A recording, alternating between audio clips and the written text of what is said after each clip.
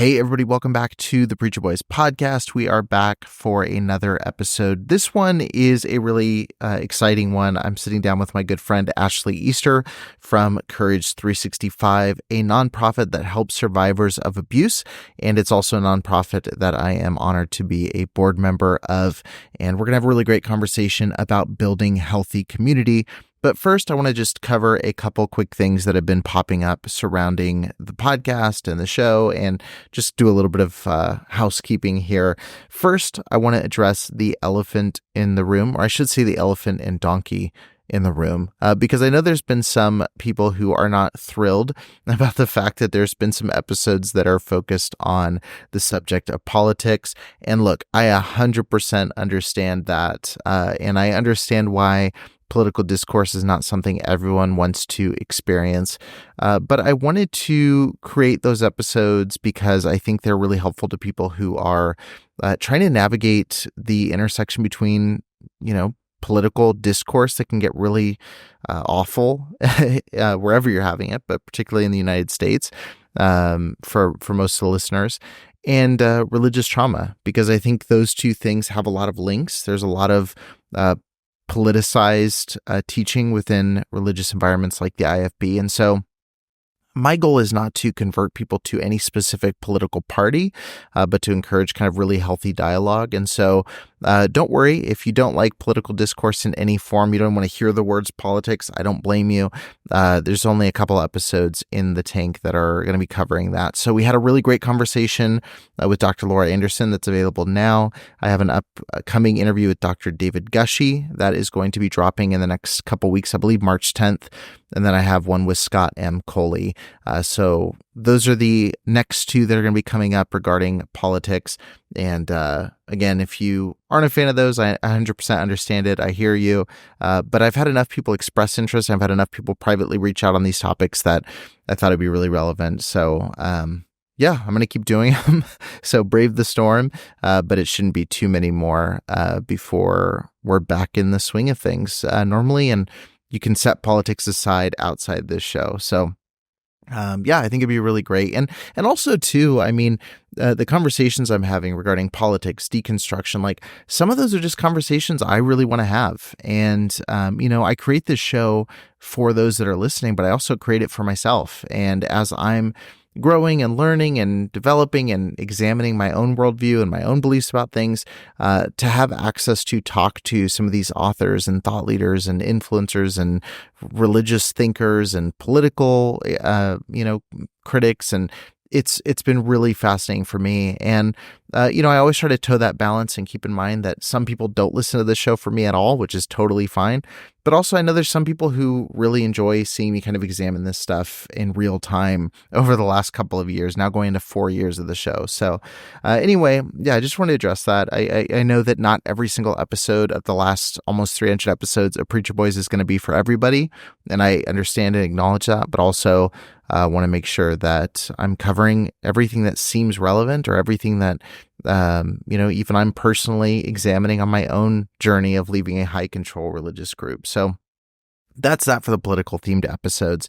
The next thing I wanted to just cover really quickly was I'm going to be participating this Friday. So Friday, February 23rd, I'm going to be participating in a live Q&A with the Vashti Initiative.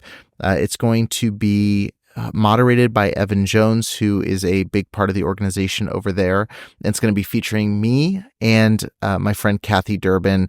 Both of us, of course, were featured in the documentary that hit HBO and Investigation Discovery called Let Us Pray, A Ministry of Scandals. So if you haven't watched it, now's probably a good time. And be sure to visit the link in the show notes of this episode to go tune in to that Q&A that's happening February 23rd.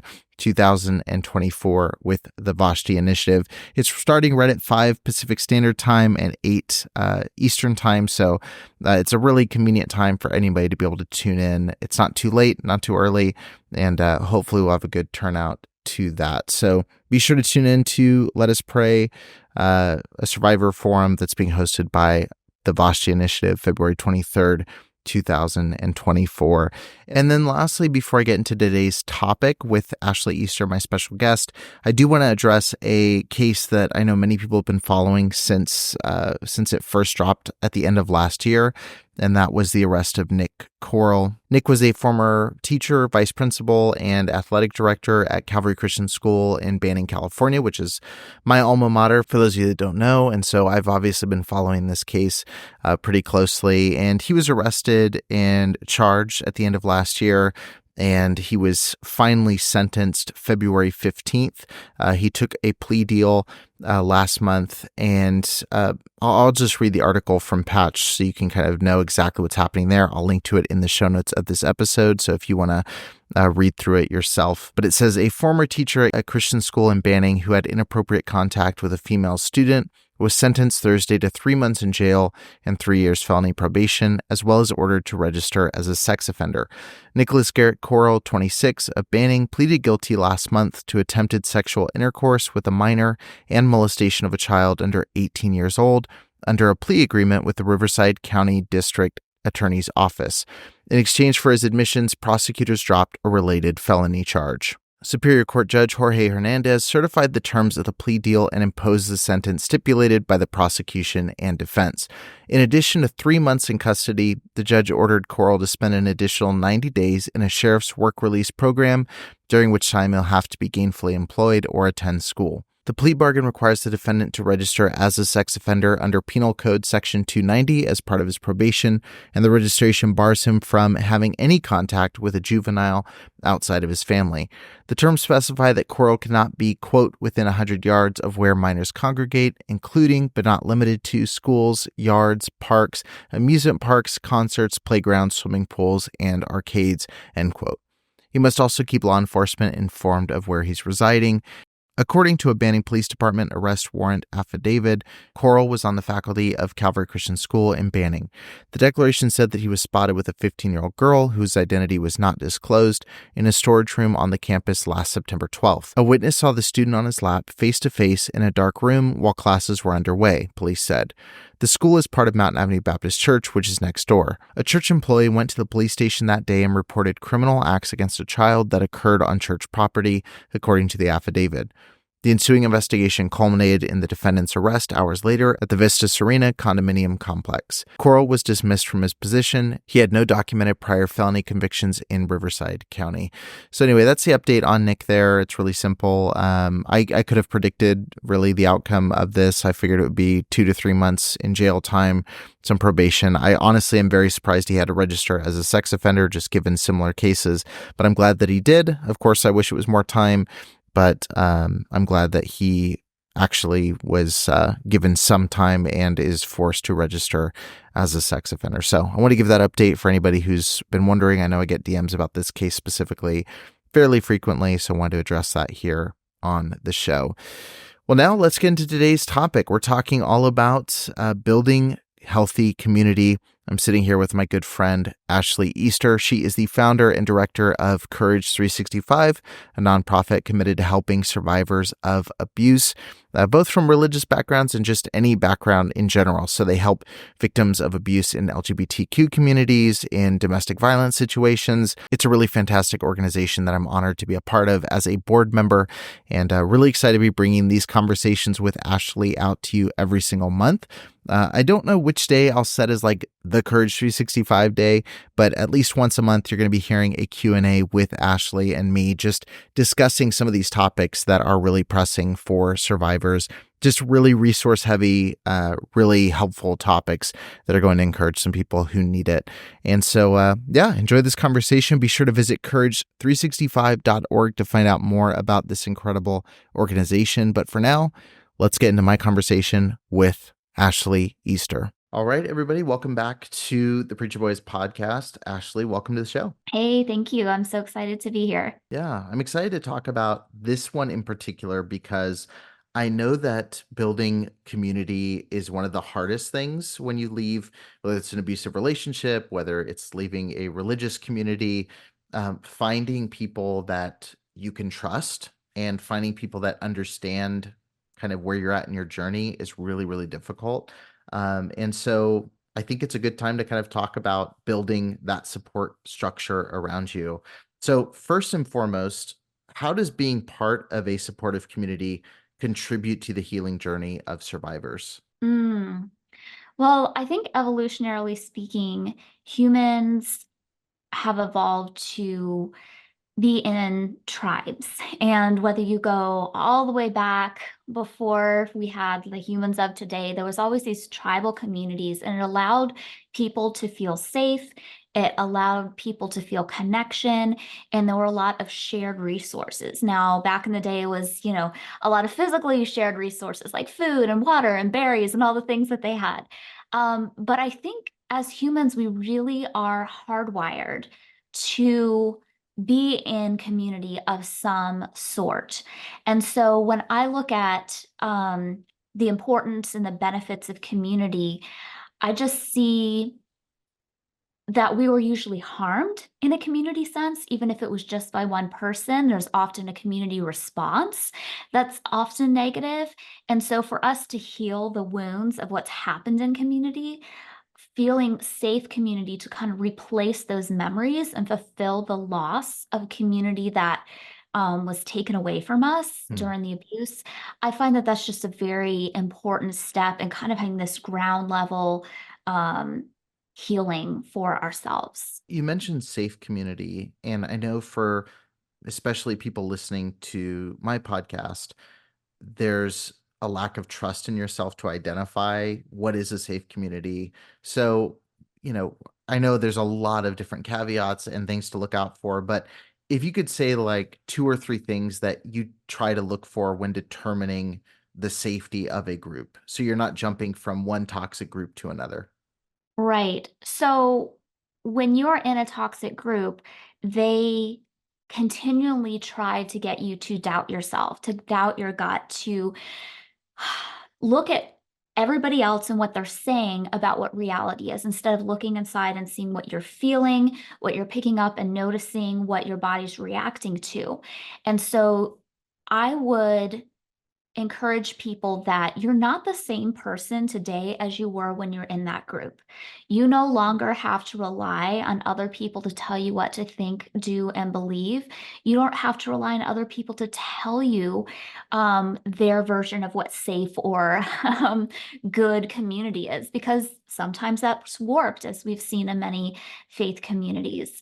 So, first, I would just say pay attention to what's going on in your body. If you are meeting a new person or going into a new group, you don't have to trust right away. In fact, I would say it's very important to be cautious. Now, that doesn't mean you have to go in completely skeptical and like a chip on your shoulder, that type of thing. But move in slowly. And as you're interacting with people, as you're interacting with a group, see how it's setting with you. Does this feel uncomfortable? Does this feel like boundaries are being crossed? Does this feel like there's something here that makes you feel safe? So I think the first thing I would do is just really pay attention to your body and how it's reacting, because so many times that's been like bred out of us in these toxic cultures. The other thing I would say is there are some clear markers of healthy communities, and that is really you being able to leave the group at any time without punishment, you being able to ask questions and get transparent answers. In groups like this, you're not going to be forced to become exactly like carbon copies of everybody else in the group. There's going to be an encouragement for people to think differently. And as long as there's kind discourse, disagreement is fine. So I would look for those sorts of things. But then just at the end of the day, I think some of it's going to take a little bit of time, because maybe you initially go into a group or meet a new person and you don't have any red flags come up. But as you get deeper into the group, don't completely let your guard down. Because what I have seen with some survivors is they're so desperate for community, and I get it because I've been there, that once they kind of get through the first little bit of time, then they drop all boundaries and guardrails, and then they just go into full-fledged trust. Like a safe community and a safe way of looking at life is just, I am going to see what feels safe and right for my body right now. And keep reevaluating that, and allow yourself to always kind of have that in the back of your mind that if things start to feel off, you don't owe it to the group to stay. And if they start treating you like you do owe it to the group to stay, then that's a problem. That's a red flag. I think any group that offers itself up as like the only solution, and I see this with even advocacy groups where, we have this proven method to heal you from this thing, or we are the safest community, or we are this thing. And I think, like you said, there's a freedom to leave and be able to explore different environments. And that doesn't always mean that a group necessarily became unsafe, but maybe it didn't become the thing that was most beneficial to you at this stage. And, I tell people that with my group. My group is, very focused on people who are trying to reconcile the weight of religious trauma and abuse. And, every group, because of who I am, because of who members are that have joined, there's different tones in different groups. And so I've told people, like, it doesn't have to be mine. It can be so and so's. It could be a group that's focused more on deconstruction. It could be a group that's focused more on sexual abuse without the religious angle to it. And I think having that freedom is a good sign. And I think it's important, like, even in one-to-one relationships, like, we outgrow relationships. So it's okay to let those Yes. go. And it doesn't have to be, let's wait until like the bridges are burning and the house is falling down. Like, we can make those choices in a healthy way. Um, Yeah, that reminded me of two things. I feel like it's the same way with therapists. Like you can find a good quality therapist, and then you can get to a point where you outgrow their expertise, and they might need to refer you to somebody else who can focus on a different area you've uncovered. That doesn't necessarily mean that therapist was bad. It's just that the time expired. And then the other thing kind of going along with that is I think we've been trained that we need to stay in the same mindset and stay in the same group forever when we talk about religious communities because they really want to stunt your growth to a point where you don't think beyond, where you're constantly reliant. And they don't want you to be able to fathom, leaving that group and evolving to another one. David Hayward has some really good stuff. If you all follow him, he's the naked pastor. He does all those cool cartoons. But, he was just talking about how a lot of times toxic religious groups try to keep you as a spiritual adolescent and they don't want you to mature into adulthood and seek other ways of thinking and experiencing life. And so I think that definitely applies to advocacy groups as well. Find what fits for you and don't feel bad if you outgrow something. One of the things I've looked at personally in relationships and in communities, which are just relationships, kind of Yeah. exponential relationships where there's more and more connections and second and third connections onward. But one of the things I look at is, I think in fundamentalism, we're trained to look for like-minded people, is like a phrase Mm, that gets used a lot. And I found that it is important to get around like-minded people, but that doesn't mean you agree on everything. It yeah. means you agree with how you get to the things that you believe.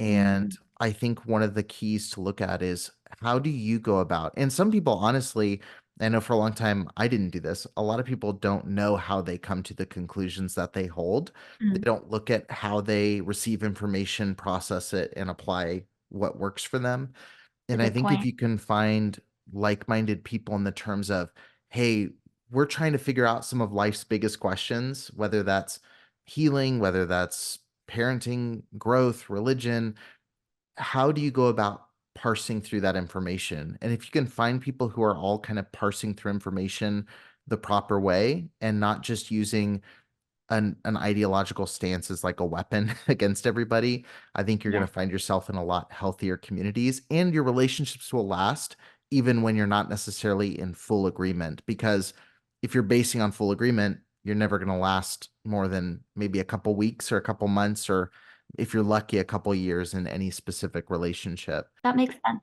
I know community is important to Courage 365 specifically, and I know that there's a lot of resources that have been created to help individuals find community who are probably in the loneliest parts of their journey. How Yeah. has community become really a core part of Courage 365? I think that's something that really started the whole organization. So let me give like a quick history of Courage 365. Before we were Courage 365, we actually just had the Courage Conference, and it was an event where people from all across the country, even some other countries, would come together. And as survivors, we talked about these important issues. And I just saw how survivors like myself, we just often feel very isolated, and being able to create intentional spaces for people to come together is just so incredibly healing. So that's sort of how the organization started. And as it's evolved to its own nonprofit, Courage 365, we've continued to have that value. So a couple of things that we do to try to maintain that is number one, we realize that different people feel comfortable in different types of community. So some people want to be very public. Some people want to be small groups. Some people just want to be in private. All of those things are okay. And so we have kind of three main ways that we do that. So like our more public space is our Facebook group, Courage 365 group. And yes, it is a private group on Facebook, but you're going to meet a lot of people in there. And I've seen, even just this weekend, people sharing stories of what they're going through and their struggles, and other survivors just jumping on the thread and being like, oh my gosh, I've been there. Keep going. I'm going to support you. Here's some tips that I learned. And so some people really thrive in that. So we offer that through the entire year. Then we also have peer support groups where there's a curriculum people go through with a small group of other survivors, and they're able to talk a little bit more intimately, get to know each other a little bit more intimately, build that trust in a small space, and find a lot of healing through those conversations.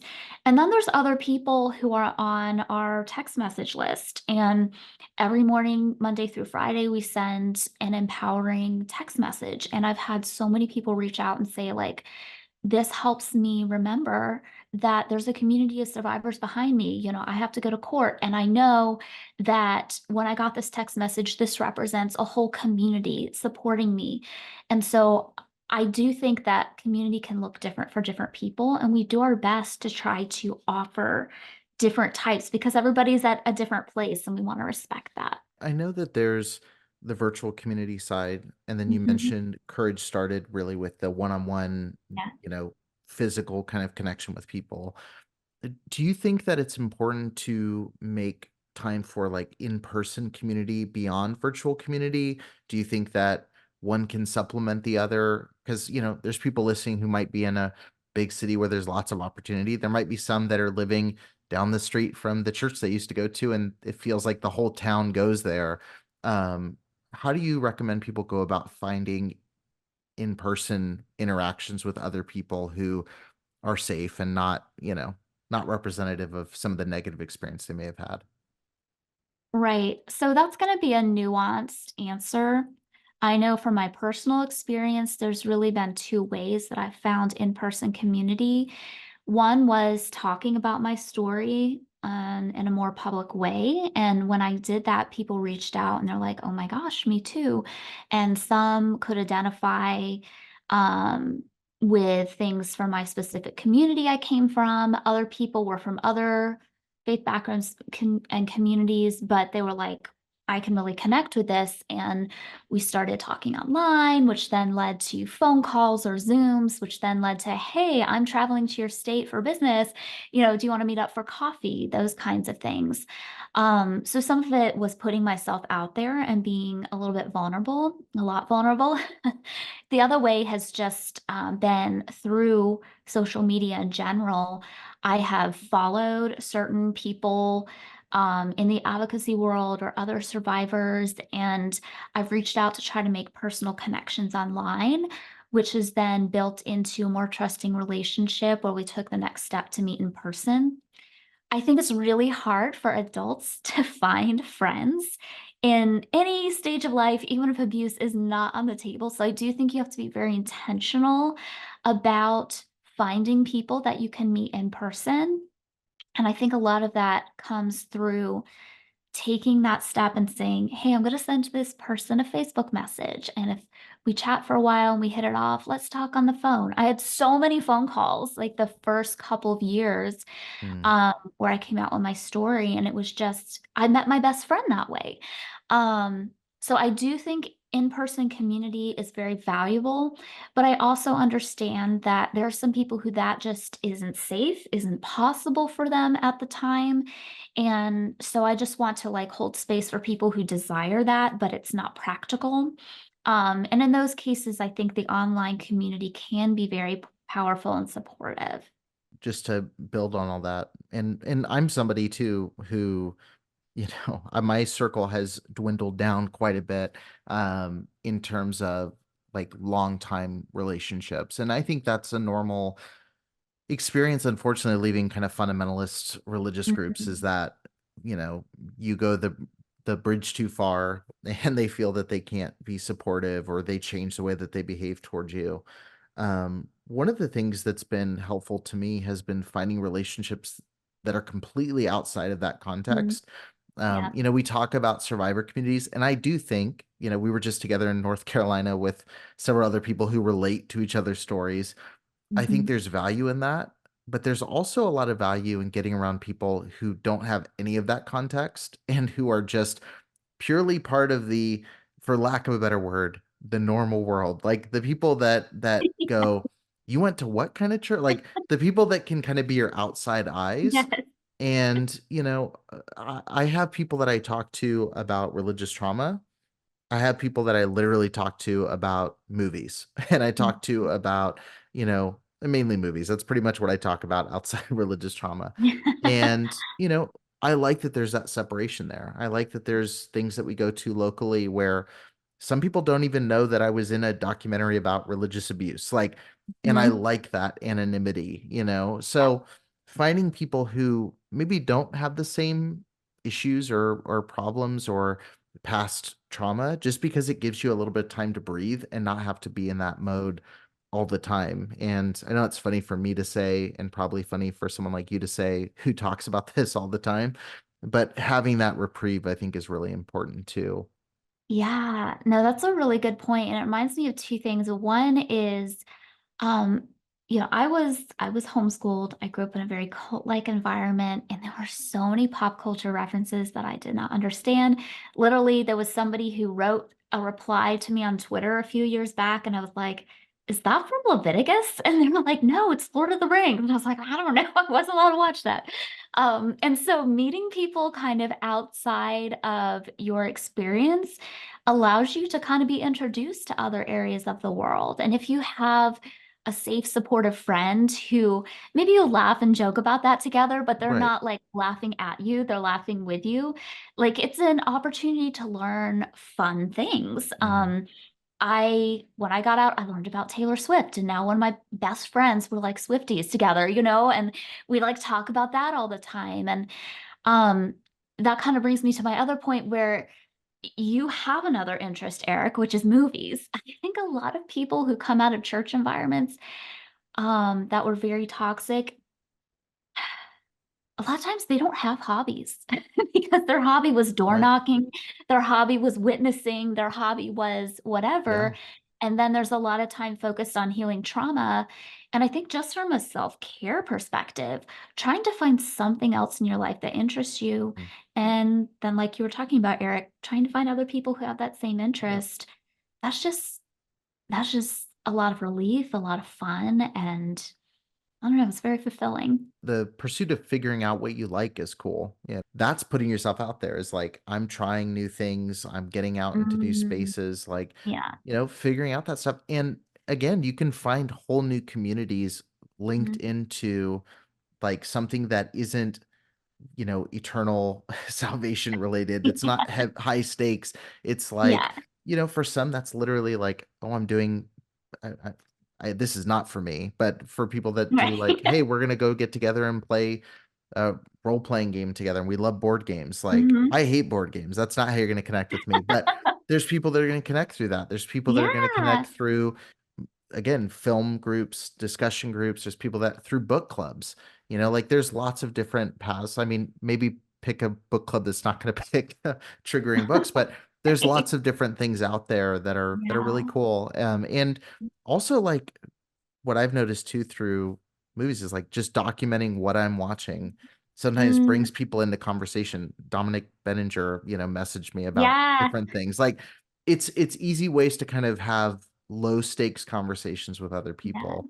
Yeah. Um, I kind of want to ask this just in terms of people who are listening who may go, I feel like I have community, but I feel like I'm not necessarily fostering Mm, opportunity for others to come into my space. Um, how do you go about making yourself a kind of open and safe space for other people to be reaching out to you? And then beyond that, like, how do you go about being inclusive and welcoming people in? Because I think sometimes we tend to just draw more of ourselves, like, mhm. and we don't broaden our horizons to maybe other types of people and people that may have different experiences or perspectives than us. How do we go about being intentional with including other people into our circles? This doesn't have to be your inner circle, but just your broader Right. circle. Um, I think before we can even talk about that, we need to address like what is the person's values for community? Because they say there's no community like church community, and that's true. And maybe that's good, that you can't find that same thing elsewhere. Because I know moving to different places when I was church going, I was able to jump into a new church and immediately have people that I was connected with that wanted to go out to lunch and coffee and we'd hang out. And there was this instant community, this instant trust, this instant shared vision, but that's also where a lot of love bombing can happen. That's also where a lot of codependence can happen. Yeah. And we can also get this idea that we're supposed to have 500 best friends because everybody's thinking the same. And Mhm. so I think we need to step back and realize like, what is actually realistic for drawing people in? What are my actual goals? Do I really think it's realistic to have 500 best friends? Is that even healthy? Um, Probably not. So Yeah. kind of first identifying what you mean by like bringing people into your community. And then I have like different layers of people that I connect with. So I have a very close inner circle that's only a handful of people, probably like 3 or 4 people. Then I have good friends. Then I have friends that I'd probably go with for coffee with, but we don't like talk all the time. Then there's acquaintance slash colleagues. And not every person that you're And you trying to forgot connect. mortal enemies is the Oh, next. yes, Yeah. yes. Yes. But that's a Those different are there list. Yeah. too, but I try to keep them out of my community. True, true. But I think when you're getting to know people, you don't have to have the expectation that you're immediately trying to draw them into your closest 3 people or even your very best friends. Like, it's okay to start having acquaintances that then maybe work their way in as you build trust and connection. Mm. So, um, I don't think you're necessarily going out and looking for a best friend. And I think that changes how you approach it. So, I would say be friendly and go out of your way to connect with people. If I am out and about and I see somebody who has amazing hair, I'm like, girl, I love your hair. That is so cute. Where'd you get it done? And Mm. then immediately there's a conversation. I haven't divulged anything incredibly intimate about myself, but people love to be complimented. They love to be praised for who they are and what they're doing. And so that can be a way to, hey, I admire this person. Let me tell them I admire them. Now, don't go overboard, be a creeper. But it's that way. But also online, I will see people that I'm like, well, I really appreciate their advocacy work, or Mhm. I really appreciate their perspective on this political thing. And I will write them a comment to start with and start a relationship, cut a conversation back and forth. And then maybe from there, I might send them a message sometime and just be like, hey, I really appreciated you writing X, Y, and Z or your perspective on this. I had a quick question for you. What do you think about this? And then you can start a conversation from there. But I would say in the beginning, giving more than what you're taking, and coming from a really genuine place, not to just stack up people in your community or connections, but like actually being interested in people. And there's a difference between there's this expert person that I can't afford to coach me, so I want to ask in the DMs if I can pick their brain. And genuinely meeting somebody that you think you could be mutual friends with and being like, hey, I'm really interested in this. I want to share part of my life.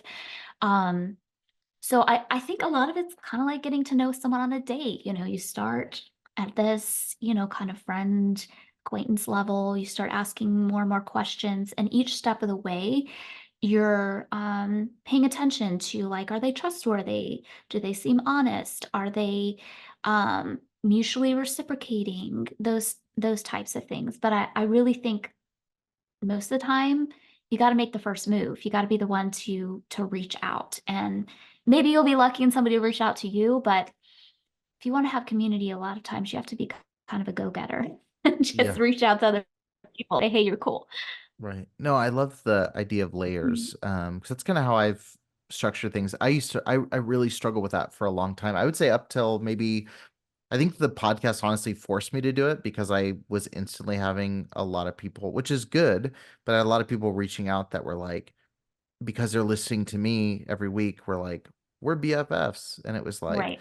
I actually had a phone call last night and she's probably listening. And I loved having the conversation, but it was funny because I mentioned that on the call. I said, we were aware of each other, Hmm. but never had talked before. And we got on the phone. I was like, well, it's good to finally like actually get to know you. And I know we didn't really know each other before. And I stopped myself and I was like, well, you actually probably know me a lot more than I know you. And we kind of laughed that like, and she said, she's like, well, listening to podcasts, I literally feel like, oh, you're in my ear all the time. And Mm, so I think it's a really interesting like just approach to the the conversation, but mhm. having that layering going like, hey, we have this shared thing, let's talk about this. And we ended the call going, let's continue this conversation, like you're free Right. to keep talking to me. I've had other conversations where you have to put them in a different bucket where it's like, Yeah. let's not keep talking keep talking. Yeah. And then you have other people that it becomes a, now we're talking every day and like we've become friends through it. Right. We met, just having public dialogue, and then it became, you know, I was staying at your house for like 2 or 3 days, Right. like it's My husband become, was there your too, husband guys. was there. That's a weird, give context. But it's like one of the things like now I've met your dog. Like we've become Mhm. friends, And so it's it's a case by case thing. And I think that's important to recognize. And also Yeah. recognizing the fact that like you don't have to be friends with everybody. You don't have to, not everybody is your mission or your Right. specific responsibility. I think Yeah. that's huge. And Mm, the last thing I want to just highlight that you said was like, yes, there's the first impressions. And this is something when I interviewed Nadine Macaluso, um, I asked her about this. And as I was asking it, I answered my own question. And I asked her and I said, so in your book, you talk about how, pathological people lay on all of their best face in the first interaction. yes. And Yes. I asked her and I said, how are you supposed to trust your first impression of somebody? And right when I said it and it left my mouth, I was like, you don't.